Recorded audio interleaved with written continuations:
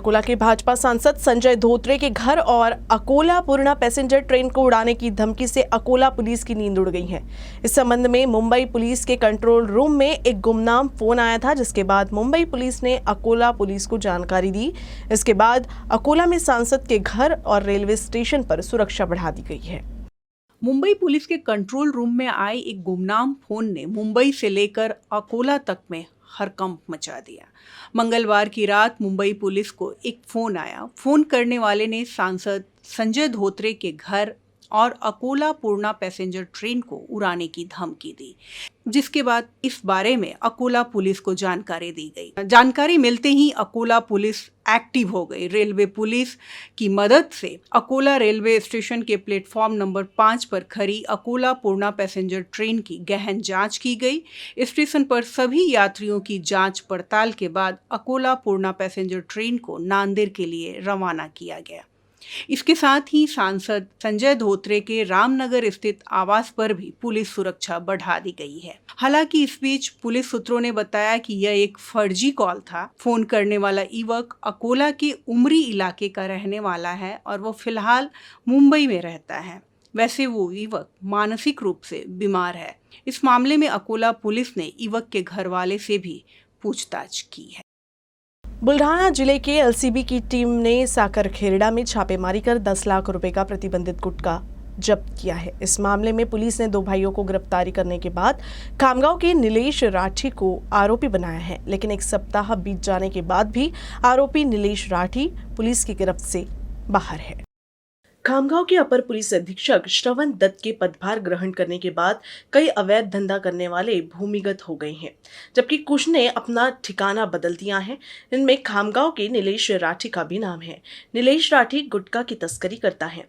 उसका जाल काफी दूर दूर तक फैला हुआ है। वो मोताला, महकर, बुल्ढाना, साकरखेड़ा, अमडापुर, डोनगांव पर अपने भरोसेमंद व्यक्तियों के माध्यम से अपना अवैध धंधा चलाता है। राज्य के पूर्व अन्न व औषधि प्रशासन मंत्री डॉक्टर राजेंद्र शिंगणे के निर्वाचन क्षेत्र में सिंदखेड़ राजा के साकरखेड़ा में अवैध गुटखा बिक्री का बड़ा केंद्र बना हुआ है। बुल्ढाना एलसीबी टीम ने गुप्त जानकारी के आधार पर यह 19 जुलाई को छापा मारा और 10,07,000 रुपए मूल्य का प्रतिबंधित गुटखा जब्त किया। इस कार्रवाई में शेख वसीम शेख चंद और शेख इमरान शेख चंद पर मामला दर्ज कर गिरफ्तार किया गया था। गिरफ्तारी के बाद दोनों आरोपियों ने गुटखा माफिया नीलेश राठी के कारोबार का खुलासा किया, जिसके बाद पुलिस ने नीलेश राठी को भी आरोपी बनाते हुए उसके खिलाफ मामला दर्ज किया है, लेकिन अभी तक उसकी गिरफ्तारी नहीं होने से कई तरह के सवाल भी उठ रहे हैं। ईडी ने नेशनल हेराल्ड मामले में कांग्रेस अध्यक्ष सोनिया गांधी को पूछताछ के लिए तलब किया है। इस कार्रवाई के खिलाफ कांग्रेस एक बार फिर सत्याग्रह कर रही है। बुल्ढाना जिले के खामगांव में कांग्रेस नेता और कार्यकर्ताओं ने उपविभागीय कार्यालय के बाहर सत्याग्रह किया। नेशनल हेराल्ड मामले में ईडी द्वारा सोनिया गांधी से लगातार की जा रही पूछताछ की कांग्रेस ने कड़ी निंदा करते हुए आरोप लगाया है कि ईडी की ये कार्रवाई केंद्र सरकार के इशारे पर हो रही है।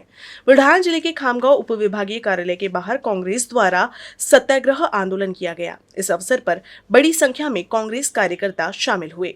भारतीय राष्ट्रीय कांग्रेस पक्षाचा सोनियाजी गांधी तुम आगे बढ़ो, सोनियाजी राष्ट्रीय काँग्रेस पक्षाचा या मोदी सरकारचं करायचं काय, निषेध असो राहुलजी गांधी तुम आगे बढ़ो। सोनिया गांधींच्या घराण्यामध्ये दातृत्वाचा वारसा आहे। म्हणजे ज्यांच्या सासूबाई इंदिराजी गांधी यांनी आपली संपत्तीच नव्हे तर आपल्या शरीरातला रक्ताचा थेंब या देशासाठी अर्पण केला, आपल्या प्राणाची आहुती दिली। त्यांचे वडील नेहरूजी यांनी आपली 198 कोटी रुपयाची संपत्ती या देशाला स्वातंत्र्यासाठी अर्पण केली। अशा घराण्याचा वारसा ज्या सोनियाजी चालवतात त्यांच्यावर ईडीची नोटीस पाठवून भ्रष्टाचाराचा आरोप करणे यापेक्षा लांछनास्पद बाब या भारत देशासाठी कुठली नसावी असं माझं स्पष्ट मत आहे। आणि ज्या नॅशनल हेराल्ड प्रकरणामध्ये सोनियाजींना ही नोटीस पाठवली, हालाकी हे प्रकरण 2015 मध्ये संपुष्टात आलेला आहे, परंतु जुने मुर्दे पुन्हा उकरायचे आणि त्यामध्ये नसलेला भ्रष्टाचार भासवायचा अशा प्रकारचा हा पद्धतीने हा प्रकार चालू आहे, ज्यामुळे जर राष्ट्रीय नेतृत्वालाच घाबरून सोडवलं तर इतरही नेते निश्चितपणे याला घाबरतील आणि ते भाजपमध्ये प्रवेश करतील असं हे चुकीचं धोरण भाजपने आखलेलं आहे. कदाचित त्यांच्या गळाला काही भरपूर मासे लागलेत, परंतु सोनिया गांधी किंवा गांधी परिवार हा कदापिही कोणाला घाबरणारा परिवार नाही आणि त्यांच्या समर्थनार्थ आम्ही आज हे आंदोलन इथं करत आहोत आणि भाजप सरकारचा तीव्र शब्दात आम्ही आज निषेध करत आहोत. अकोला जिले के मूर्तिजापुर कारंजा मार्ग की दुर्दशा को लेकर ग्रामीण भाग की महिलाओं ने उप विभागीय अधिकारी कार्यालय पर धरना दिया. मूर्तिजापुर कारंजा मार्ग पर जगह जगह गड्ढों की वजह से चलना मुश्किल हो गया है, इसीलिए महिलाओं ने मांग की है कि इस सड़क की मरम्मत की जाए.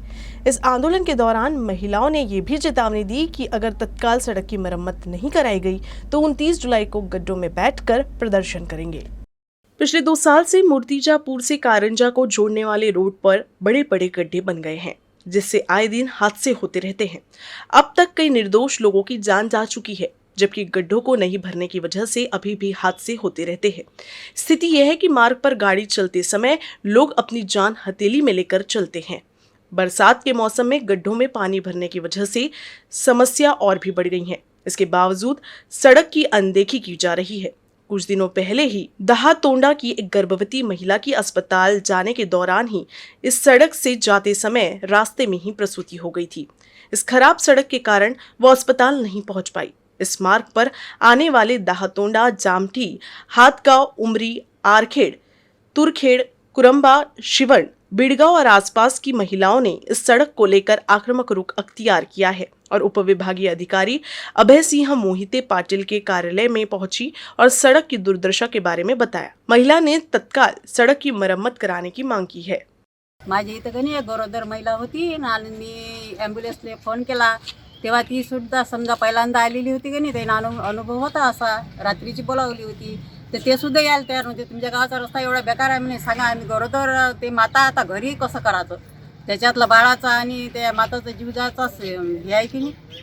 म्हणून म्हटलं गाडी येत नाही, ऑटो बोलावला याचा उमरीचा, ते ऑटोवाले म्हणतात की मी अजिबात येत नाही म्हणते, बा आम्ही आमच्या जीवाची परवाई देता का तुम्ही करून म्हणते. त्याच्यात म्हणते ऑटो नाही, गाडी नाही, काहीच चालवता येत नाही. त्या गरोदर बाई तर आम्ही कशी न्याव, काय करा. डिलिव्हरी तिची शेवटी म्हटलं घरी होत होती, पण ते कोण इकडे तिकडे कसे फोन लावून कसंही बी समजा ते पोचली. बुलढाणा जिले के शेगांव में एक एसटी बस और स्विफ्ट कार में टक्कर हो गई. इस हादसे में कार में सवार 2 लोग गंभीर रूप से जख्मी हो गए. फिलहाल जख्मियों का शेगांव के उप जिला अस्पताल में इलाज चल रहा है. बुलढाणा जिले के जलगांव जामोद बस स्टैंड की बस शेगांव की ओर जा रही थी. इसी दौरान शेगांव से वरवट बकाल की ओर जा रही एक स्विफ्ट कार से टकरा गई. यह हादसा इतना जोरदार था कि कार के सामने के हिस्से के पूरे परखच्चे उड़ गए. हादसे में कार में सवार 2 लोग गंभीर रूप से जख्मी हुए हैं. दोनों जख्मियों को इलाज के लिए अस्पताल में भर्ती कराया गया है. अकोला में कारगिल विजय दिवस पर एनसीसी कैंडिडेट के लिए पोस्टर मेकिंग प्रतियोगिता का आयोजन किया गया. इस प्रतियोगिता में एनसीसी कैंडिडेटों ने बढ़ चढ़कर हिस्सा लिया. 1999 में जम्मू कश्मीर के कारगिल में भारत और पाकिस्तान के बीच मई से जुलाई तक युद्ध चला था. इस युद्ध में भारत की जीत हुई थी.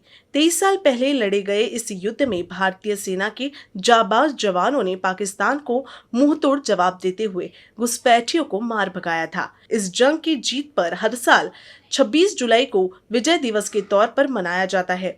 कारगिल की जंग में अपने प्राणों की आहुति देने वाले सैनिकों को नमन देते हुए शहीद जवानों को श्रद्धांजलि अर्पित की गई. अकोला में कारगिल विजय दिवस पर दी बैराज जनरल एजुकेशन सोसाइटी द्वारा संचालित श्रीमती लक्ष्मीबाई राधाकृष्णन तोशनीवाल वाणिज्य महाविद्यालय में कार्यक्रम का आयोजन किया गया. इस कार्यक्रम में एनसीसी कैडेटों के लिए पोस्टर मेकिंग प्रतियोगिता का आयोजन किया गया. इस प्रतियोगिता में एनसीसी कैडेटों ने बढ़ चढ़कर हिस्सा लिया. Akola commanding officer colonel Bijoy Chaudhary, lieutenant colonel Chandraprakash Bhadola के मार्गदर्शन में आयोजित कार्यक्रम में श्रीमती एलआरटी कॉलेज के प्राचार्य डॉक्टर एसडी चापके, महाविद्यालय के NCC officer captain doctor Anil Tirkar के नेतृत्व में आयोजित कार्यक्रम में एनसीसी कैंडिडेट्स का मार्गदर्शन किया गया. प्रतियोगिता में 35 एनसीसी कैंडिडेट सहभागी हुए. इनमें प्रथम क्रमांक पर लायंस कॉर्पोरल प्राची सदाशिव, द्वितीय क्रमांक पर कैंडिडेट अवंतिका खंडारे और तृतीय क्रमांक पर कैंडिडेट ऋषिकेश पाटिल रहे. अकोला के खड़की परिसर में नाले में गिरी एक नीलगाय को काफी मशक्कत के बाद वन विभाग की टीम ने स्थानीय युवाओं की मदद से बाहर निकाला। अकोला शहर के खड़की इलाके में निसर्ग गार्डन के पास बुधवार तड़के एक नीलगाय पानी से भरे नाले में गिर गई। इस नीलगाय को नाले से निकालने के लिए स्थानीय युवक व वन विभाग की टीम को काफी मशक्कत करनी पड़ी, लेकिन नाले में गाद और कीचड़ होने के कारण इस जगह से नीलगाय को निकालना काफी मुश्किल था। हालांकि बाद में नीलगाय को बाहर निकाला गया। अकोला डिपार्टमेंट फॉरेस्ट डिपार्टमेंट आम्हाला माहिती अशी मिळाली की खडकी एरियामध्ये नदीकाठी एक रुई चिखलमध्ये पडलेला होता आणि त्याला रेस्क्यू करण्यासाठी आम्ही इथं सर्व जमलेलो होतो। स्थानिक लोक यांनी काफी पूर्णपणे मदत केली आणि आमची पूर्ण वन विभागाची टीम RFO ओवे साहेब, RO इंगळे साहेब, 15 मॅम, राठोड साहेब आणि आमचे सहकारी यांनी पूर्णपणे मदत करून रुईला आम्ही बाहेर काढण्याचा प्रयत्न केला। अकोला शहर कांग्रेस द्वारा न्यू बस स्टेशन चौक पर सत्याग्रह विरोध प्रदर्शन किया गया। इस दौरान ईडी द्वारा कांग्रेस अध्यक्षा सोनिया गांधी से बार बार पूछताछ किए जाने पर केंद्र सरकार के खिलाफ रोष प्रकट किया गया। इस दौरान कांग्रेस कार्यकर्ताओं ने भाजपा के खिलाफ नारेबाजी की। सोनिया जी तुम संघर्ष करो, हम तुम्हारे साथ हैं। सोनिया जी तुम संघर्ष करो, हम तुम्हारे साथ हैं। और यह मोदी सरकार से कराए सके, और यह मोदी सरकार से कराए सके, तुम्हारे साथ हैं। सोनिया जी तुम संघर्ष करो, हम तुम्हारे साथ हैं। इस देश का नेता कैसा हो, राहुल गांधी जैसा हो। इस देश का नेता कैसा हो, राहुल गांधी जैसा हो, राहुल गांधी जैसा हो। केंद्रातील भाजपाचे जे मोदी सरकार आहे त्यांनी जो राजकीय सूडबुद्धीने आमच्या अखिल भारतीय काँग्रेस पक्षाच्या अध्यक्षा माननीय श्रीमती सोनिया गांधी यांची प्रकृती ठीक नसल्यानंतरही त्यांना आज परत ईडीच्या चौकशीकरता बोलवले आहे। हे सरकार सर्वसामान्यांचे जे प्रश्न आहेत ते सोडवण्यामध्ये सक्षम ठरलं आहे आणि आज परत आमच्या नेत्यांना सोनियाजींना ईडीच्या चौकशीकरता बोलवलं आहे। त्यामुळे आता आम्ही परत शांततापूर्ण सत्याग्रहात या आंदोलनाला अकोला येथे बसलो आहे। अकोला में किन्नरों के दो गुटों के बीच एक बार फिर विवाद सामने आ गया है। इन दोनों गुटों ने अब सीधे थाने पहुंचकर एक दूसरे के खिलाफ शिकायत दर्ज कराई है। पुराना और सच्चा गुट कौन सा है, इस बात को लेकर किन्नर लड़ रही हैं। दरअसल किन्नर का एक समूह श्रावण मास के लिए पैसे मांगने गया था। इस बीच वही दूसरे गुट ने आरोप लगाए और दोनों में विवाद शुरू हो गया। बात हाथापाई तक पहुंच गई और मामला पुलिस थाने जा पहुंचा। इन दोनों गुटों के बीच विवाद के कारण भविष्य में किन्नरों के दो गुटों के बीच गैंगवार की भी आशंका है। विदर्भ के पंडरी के नाम से मशहूर श्री संत गजानन महाराज संस्थान शेगांव की डिंडी पिछले 2 साल से कोरोना के कारण बंद थी, लेकिन इस साल श्री की पालकी शेगांव से पंढरपुर के लिए निकली थी। आषाढ़ी एकादशी के अवसर पर 8 से 12 जुलाई तक पंढरपुर में रहने के बाद पंढरपुर से शेगांव लौट रही हैं। इस बीच पालकी का सिंदखेड़ राजा पहुंचते ही भव्य स्वागत किया गया। गण गण गणात बोते जय गजानन श्री गजानन के जय घोष के साथ पालकी का स्वागत किया गया। बुल्ढाना जिले की सीमा के भीतर सिंदखेड़ राजा में श्री की पालकी का उत्साह के साथ स्वागत किया गया। इस दौरान पूरा क्षेत्र भक्तिमय हो गया था। आषाढ़ी एकादशी के बाद गजानन महाराज की पालकी शेगांव के लिए आ रही है। इस वर्ष पालकी का 53वां वर्ष है और पालकी शेगांव से पंढरपुर तक 725 किलोमीटर और पंढरपुर से शेगांव तक 550 किलोमीटर की दूरी तय कर रही है। इस यात्रा में 700 वारकरी हैं। 3 अगस्त को पालकी शेगांव पहुंचेगी और लाखों श्रद्धालु इस पालकी को लेकर खामगांव से शेगांव तक पैदल चलकर जाते हैं।